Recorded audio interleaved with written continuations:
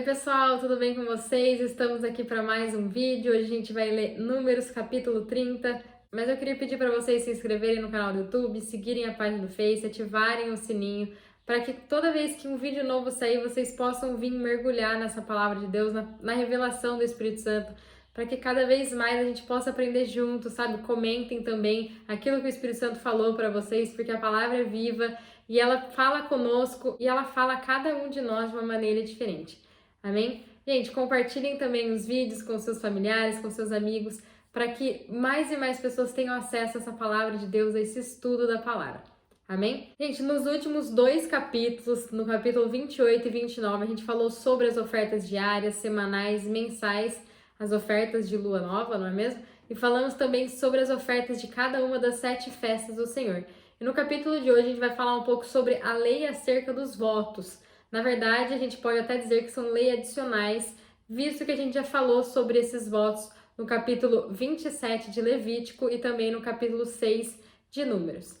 Então, no último capítulo de Levítico, no capítulo 27, a gente falou muito sobre essa questão dos votos. Até indico vocês voltarem e assistirem Levítico 27. Fala sobre a nossa dedicação ao Senhor, muito mais do que fazer um voto para Deus, né? Abrir as portas ou para Ele nos dar uma bênção, nos fazer prosperar, nos curar. O que deve ansiar em nossos corações é nos dedicar a Ele, nos entregar e nos oferecer por inteiro, não em algumas áreas, não pela metade, mas por completo. Isso deve arder em nossos corações, nos dedicarmos a ter uma vida consagrada, santificada e separada ao Senhor. Gente, o voto tem um significado semelhante ao juramento por envolver uma promessa, mas um voto se distingue, pois sempre se faz mediante uma condição. Lá em Gênesis 28, 20 a 22, Jacó diz, né, se o Senhor fosse com ele, ele o elegeria como seu Deus e lhe devolveria os dízimos. Segundo a Bíblia, uma vez feitos os seus votos, eles devem ser cumpridos, não importam as consequências, a não ser que contrariem a vontade do Senhor.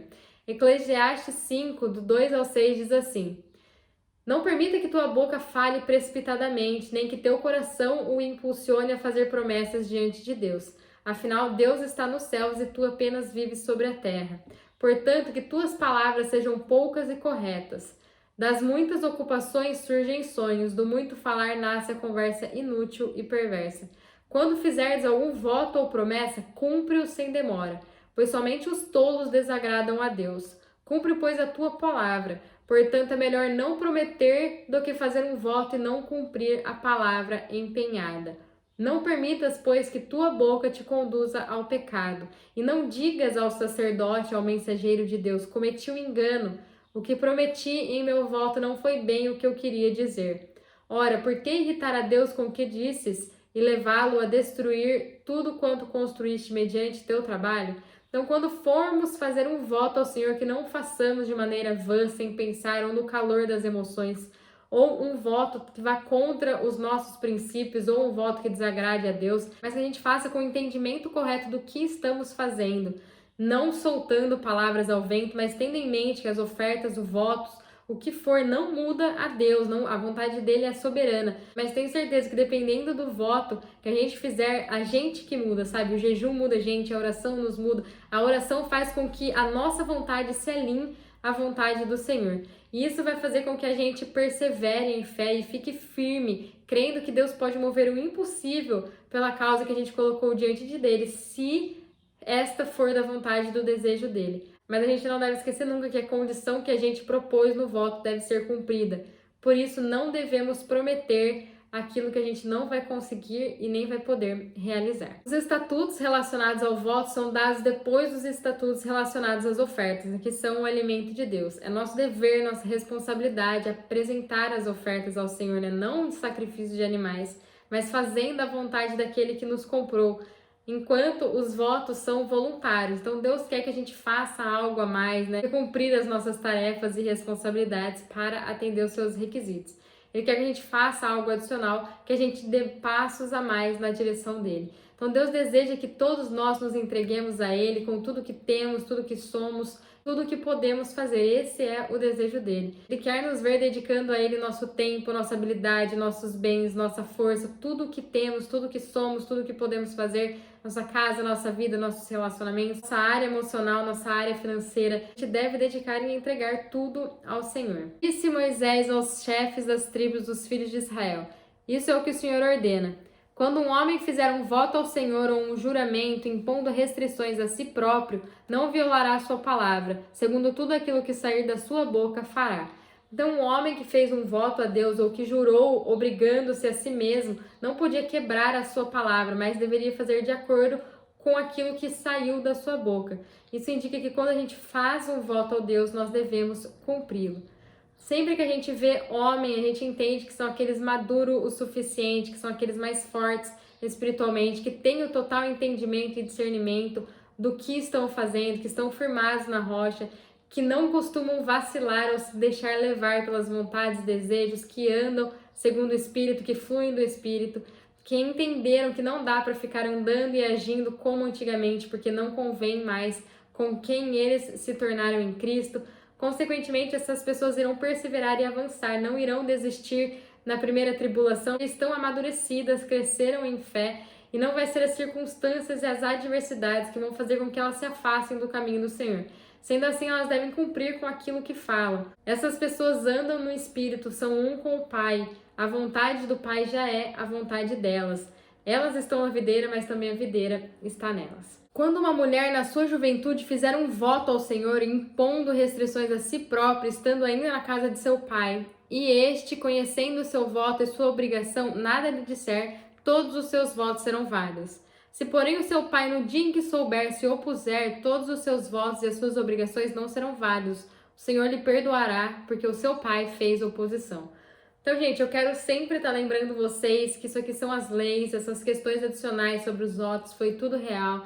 Tudo que a gente está vendo aqui foi real, eles viviam e seguiam tudo o que está nos sendo informado aqui. Mas hoje, com a ajuda do Espírito Santo, a gente consegue enxergar aquilo que está por trás da letra. A gente consegue ver a revelação do Espírito, porque a palavra é viva e ela fala com a gente. Então, nesses versículos, falam sobre a mulher que fez um voto em sua juventude, onde ela colocou restrições, ela se absteve de alguma comida, de alguma bebida, ela se dedicou ao jejum ou à realização de algum serviço para Deus, né, além do que já era exigido a ela.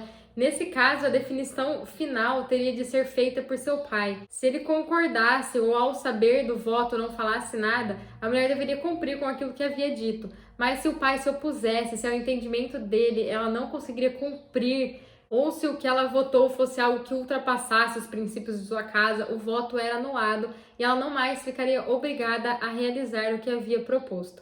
A gente sabe que as mulheres são nós, né, os cristãos, as pessoas mais fracas espiritualmente, pessoas ainda imaturas que estão no começo de sua caminhada com Cristo ou que ainda estão no superficial, não adentraram a águas mais profundas do Espírito. Talvez uma tempestade, uma tribulação possam afastar eles do caminho do Senhor, não estão ainda totalmente firmados na rocha. Talvez elas tenham falado que fariam um voto no momento de emoções fortes, né, não pensando muito bem no que estavam fazendo. Ainda andam segundo seu próprio entendimento e o Pai precisa os guiar. Ainda são imaturas e estão nesse processo de serem um com o Pai. Aqui, como a mulher representa, né, as pessoas imaturas, o Pai também representa a Deus. Ele está a todo momento nos ajudando a tomar decisões, nos ajudando a andar segundo seus caminhos, nos mostrando o que fazer, como agir em determinadas situações.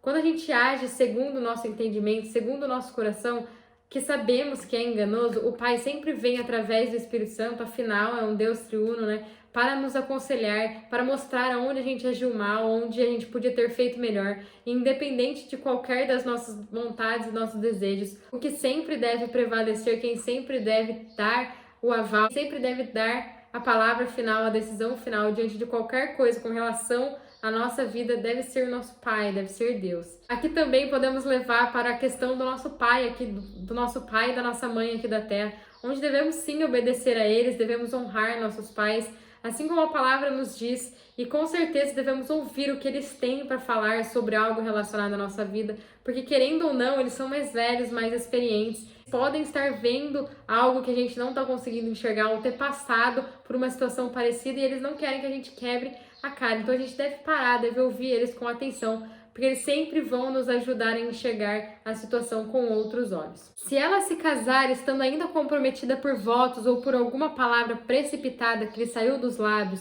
e se o seu marido, ao tomar conhecimento, nada lhe disser, os seus votos serão válidos.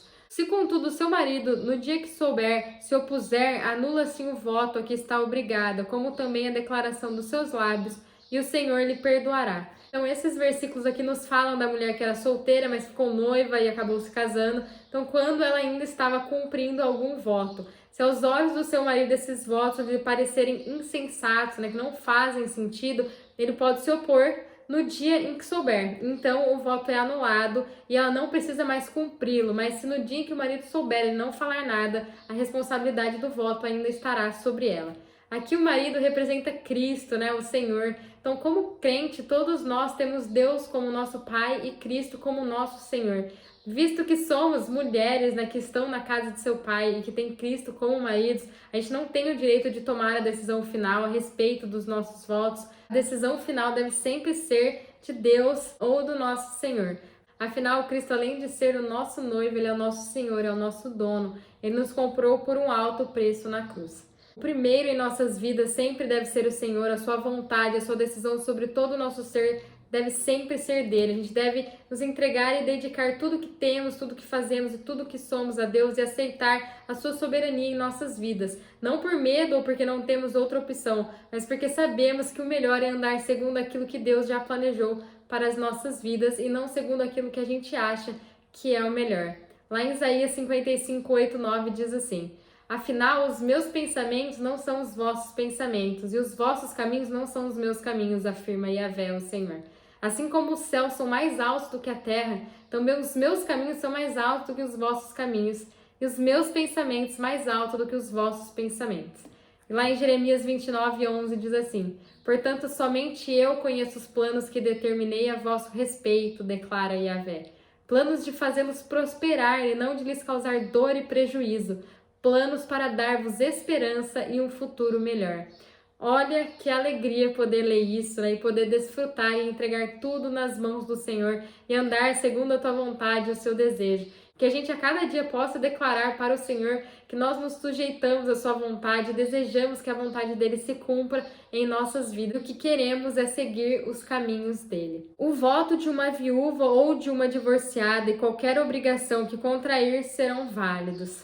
O voto feito por uma viúva ou uma mulher divorciada serão válidos e ela precisará cumpri-los. A gente pode entender que a viúva ou a mulher divorciada são maduras, têm o entendimento das coisas de Deus, desfrutavam da presença deles, eram um com o pai e também com o seu marido, mas por algum motivo, alguma brecha que elas deixaram, foram se afastando dos caminhos do Senhor, começaram a dar mais espaço para a carne, andar segundo seu próprio entendimento e vontade. Elas tinham maturidade, mas por uma falha elas caíram. Por isso que nós devemos sempre estar atentos. Olha o que 1 Coríntios 10, 12 nos diz: aquele, pois, que pensa estar de pé, cuide para que não caia. Então, por isso, não devemos estar firmados em nós mesmos, nas riquezas deste mundo que a gente pensa que tem, nem devemos estar firmados em pessoas ou em relacionamentos, mas devemos estar firmados no único que não vai deixar nos cair e nem vai deixar que o nosso pé vacile, que é Jesus Cristo. A gente sabe que depois que a gente aceita Jesus, nada e nem ninguém pode nos separar dele. Nós estamos firmados nele, nós estamos em suas mãos. Mesmo se por algum deslize a gente ande segundo os nossos desejos e vontades, a gente pode voltar assim como o filho pródigo voltou para a casa do pai. E o pai vai estar de braços abertos nos esperando, porque isso é graça, não depende do que a gente faz, mais do que Cristo fez por nós. Então, quando nos tornamos filhos, mesmo que agimos sem a aprovação do pai, mesmo que agimos contra a vontade dele, a gente não deixa de ser filhos. Amém? Se uma mulher vivendo na casa de seu marido fez um voto ou mediante juramento se obrigou a alguma coisa e o seu marido, sabendo do fato, nada lhe disser e nada lhe fizer oposição, todos os seus votos e obrigações pelos quais ela se obrigou a si mesma serão válidos. Se, porém, o seu marido, no dia em que souber, os anular, nada será válido de tudo quanto saiu de seus lábios. Tanto os seus votos como as suas obrigações, seu marido as anulou e o Senhor lhe perdoará. Seu marido pode confirmar ou anular todo o voto e todo o juramento que ela tiver feito para se humilhar. Se, porém, o seu marido de dia em dia se calar internamente para com ela, Então confirma todos os seus votos e todas as obrigações que estiverem sobre ela, pois se calou para com ela quando soube. Se, porém, ele, depois de estar informado, os anular mais tarde, responderá ele pela culpa dela. São estes os estatutos que o Senhor ordenou a Moisés com relação ao marido e à mulher, ao pai e à filha, que na sua juventude vive na casa de seu pai.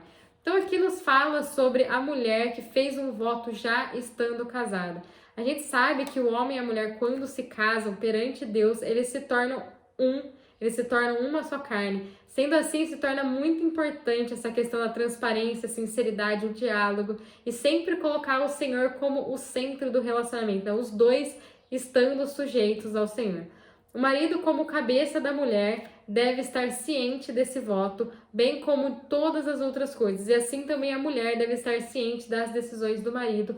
Nada deve ser feito às escondidas ou individualmente. As pessoas que estão casadas devem tomar muito cuidado com os votos que fazem e que também dizem respeito aos seus cônjuges, principalmente se o voto que fizer atinja diretamente ao seu marido, né, à sua esposa, como no caso da abstinência sexual. E olha o conselho de Paulo sobre esse assunto.